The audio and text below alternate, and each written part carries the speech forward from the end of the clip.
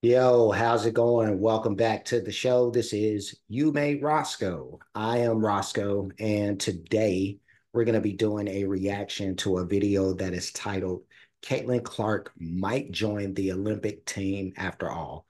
And that's a bit of news because initially she was slated to not be on the team, but according to this video, and we'll end up seeing if there's any truth to this or not. But yeah, she's gonna eventually be on the team. Apparently she's going to be on the team. But before we watch this, I do want to ask for anybody who hasn't that they please subscribe to the channel. Also, make sure you hit the notification bell, and we're going to go ahead and start. So let's do that. Um, yeah, there's going to be a lot of questions. If she is indeed going to make the team, is she worthy of making the team? Should she or should she not? And all this other stuff. But we'll discuss all that. Let's see. Let's watch this video. First, the news was that Caitlin Clark simply didn't make the cut for the 2024 Olympic team. Then there were rumblings she was an alternate. And now it's looking like someone might step aside so she has a spot. When word came down that Clark didn't make Team USA, there was a cavalcade of backlash. Dave Portnoy of Barstool Sports wrote on X, formerly Twitter, on June 8th, "Leaving Caitlin Clark off the women's Olympic team is the dumbest I've ever heard. All that blustery outrage may prove to be for naught, though. It seems Clark may have a path to Paris after all." WNBA veteran Diana Taurasi was one of the players named to Team USA, but the Phoenix Mercury guard had been dealing with a leg injury. On July 12th, Taurasi was set to miss her team's game against Clark's Indiana Fever. The New York Post noted that meant she missed 4 out of her team's last 5 games. With Taurasi's health status in limbo, Clark was primed to take her spot. On June 10th, news spread that Clark was among the possible alternates for the team. Caitlin Clark and Brianna Jones of Connecticut are atop the alternates list for Team USA if there is needed to be a replacement. One reason Clark was an appealing alternate for the Olympic team was how she handled being excluded from the roster. People wondered how Clark would react after being left off, but the highly touted rookie took the news. Let me push this back a little bit before we continue. Just want to do this right here, and yeah, no, that Diana Taurasi thing, I knew.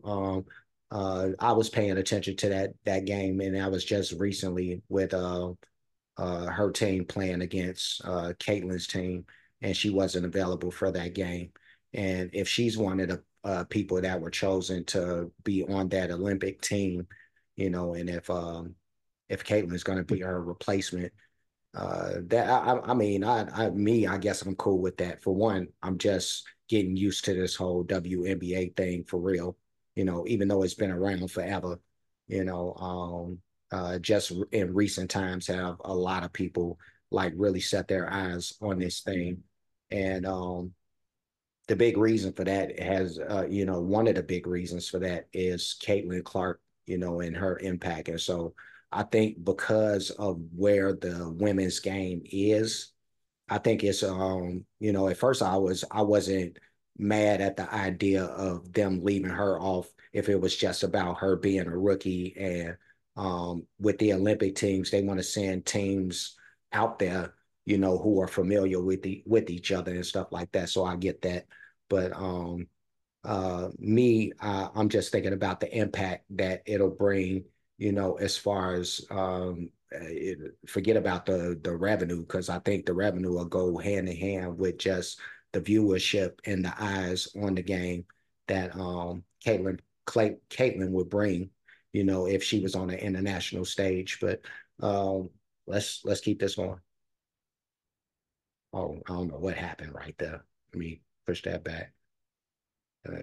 Let's get rid of that. If there is needed to be a replacement. One reason Clark Did it even push back? Here we go. Let's go. in limbo, Clark was primed to take her spot. On June 10th, news spread that Clark was among the possible alternates for the team. Caitlin Clark and Brianna Jones of Connecticut are atop the alternates list for Team USA if there is needed to be a replacement. One reason Clark was an appealing alternate for the Olympic team was how she handled being excluded from the roster. People wondered how Clark would react after being left off, but the highly touted rookie took the news in stride. She said on June 9th, "I know it's the most competitive team in the world, and I know it could have gone either way of me being on the team. Honestly, no disappointment." The Indiana Fever star seemed to not only be fine with not making Team USA, but showed support for the women who were going to the Olympics, adding, "I'm going to be rooting them on to win gold." Plenty of other people were mad on Clark's behalf, though. The president of the 2028 Los Angeles Olympic Organizing Committee, Casey Wasserman, blasted the decision to exclude Clark, saying on June 22nd, "I think it's a missed opportunity because she's clearly a generational talent." Yeah, no, he gets it, and I agree with that.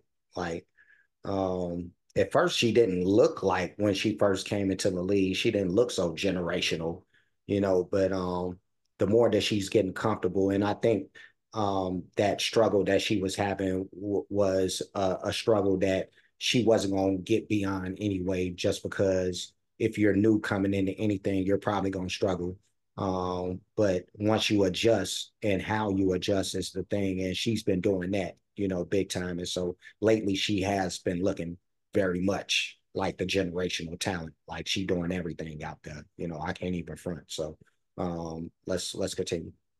Angeles Olympic Organizing Committee, Casey Wasserman, blasted the decision to exclude Clark, saying on June 22nd, "I think it's a missed opportunity because she's clearly a generational talent." Columnist Christine Brennan also thought it was the wrong move, saying Clark has proven she can draw eyeballs to women's basketball. I think history will judge this so incredibly poorly. But the team selection committee chair, Jen Rosati, said marketing was not factored into choosing the roster. She said on June 11th, "It would be irresponsible for us to talk about Clark in a way other than how she would impact the play of the team. It's of particular interest that Taurasi may be the person Clark ends up replacing on Team USA, given that Taurasi has made some of the harshest comments about Clark as the young player moved from college ball to the WNBA. Taurasi warned her, "Reality is coming. There's levels to this thing. You're going to come with some grown women that have been playing professional basketball for a long time." The jab made headlines and was not forgotten by Clark's Indiana Fever. On June 30th, Clark's squad beat Taurasi's Phoenix Mercury, and the Fever showed they could hold a petty grudge by trolling the vet. The team tweeted after the victory, "Reality check, Fever win." By then, Taurasi had already adjusted her... That was hilarious. And I like that type of pettiness. That's just competitiveness, being showed, in some different ways. So yeah, that was funny though, like reality check. But yeah, no, let's finish this out.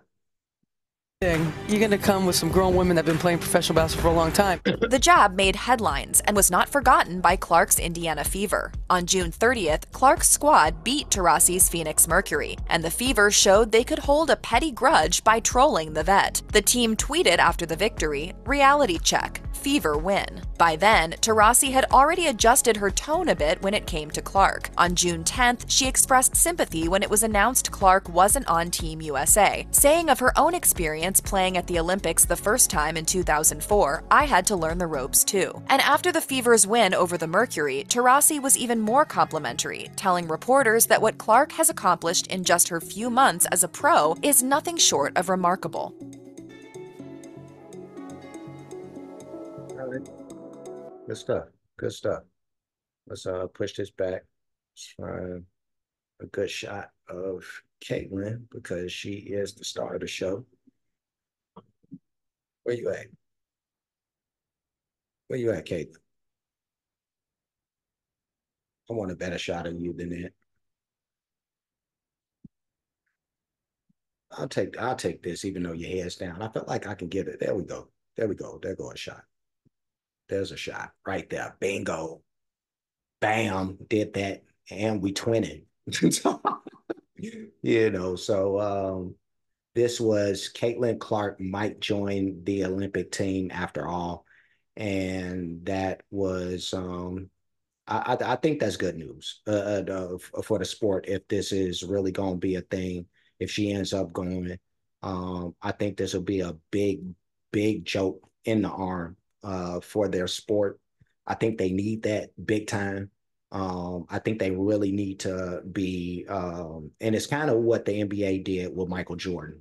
You know, like the league was once they realized what he was from a marketing standpoint, they made they took every chance possible to try to magnify that, to try to put him on a stage where he could be seen, so he could grow the game, which he did, and so that type of thing wouldn't have happened without the league being in tune with that and knowing that they need to capitalize on having a Michael Jordan.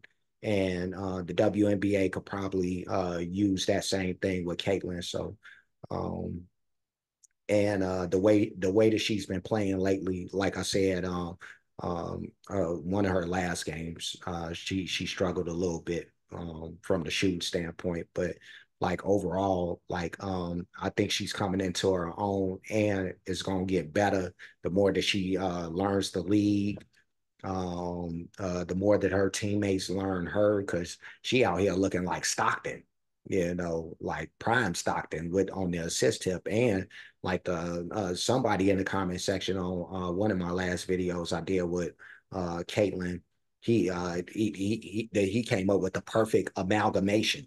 When he said that she's a combination of like Stockton and Stephen Curry, and that's what she is.